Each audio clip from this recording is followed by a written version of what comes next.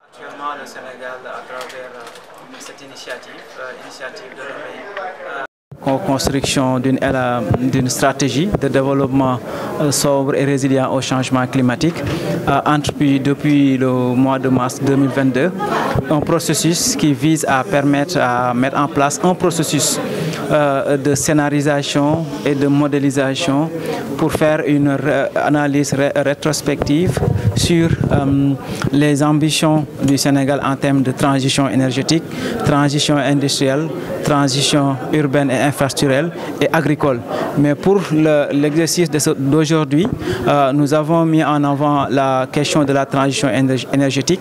Et actuellement, il y a plusieurs acteurs membres du groupe thématique qui a été mis en place, composé des institutions publiques, mais aussi des acteurs non étatiques, notamment le privé, mais aussi des ONG de la société civile, qui ont déjà identifié des éléments relatifs à la vision sur la transition énergétique, mais aussi ils ont pu identifier les transformations clés nécessaires pour aller vers cette transition énergétique d'ici 2005, vers un horizon temporel de long terme, à savoir la 2050, mais aussi avec des objectifs de court et de moyen terme pour répondre un peu aux objectifs de court terme lorsqu'il s'agit de répondre à la demande énergétique incessante, mais aussi une demande énergétique non seulement par rapport aux ménages, mais aussi surtout par rapport aux secteurs émergents et économiques, notamment les transports, l'industrie et j'en passe. Donc cette session va nous permettre d'identifier les combinaisons possibles en termes d'options technologiques, notamment c'est ce qu'on appelle les scénarios, mais aussi ces scénarios doivent être aussi pertinents pour pouvoir répondre un peu aux besoins, non seulement en termes d'accès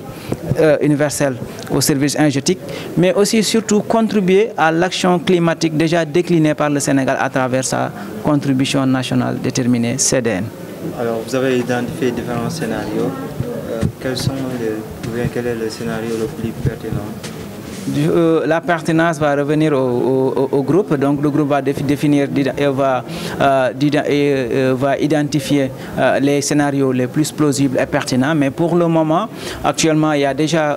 un jeu de 4 scénarios qui ont été déjà identifiés. Un scénario qui va permettre un peu, qui met l'accent sur la mise en œuvre de l'ambition climatique, notamment la CDN. Un scénario qui est plus axé sur l'accès aux services énergétiques, donc par rapport aux politiques actuelles et aussi actions actuelles du Sénégal. Mais aussi, il y a aussi un autre scénario qu'on voudrait mettre en avant, c'est comment renforcer le verdissement de l'accès, donc en mettant en place ou bien en faisant la promotion de tout ce qui est solution verte dans la demande et aussi l'offre énergétique. Et aussi un autre scénario que l'on considère étant important, c'est comment renforcer, accélérer la mise en œuvre des technologies plus propres et surtout les technologies d'énergie renouvelable. Mais on considère que puisqu'il y a déjà en 2000, en tout cas vers ça devient de plus en plus clair et clair à plusieurs niveaux, mais la compétitivité des énergies renouvelables est en tout cas jusqu'à présent est démontrée, et on considère qu'avec l'accès plus facile des énergies renouvelables, on pourrait d'ici 2050 aller vers une accélération de la pénétration des énergies renouvelables sur tous les secteurs d'activité, et surtout l'industrie, l'agriculture, mais aussi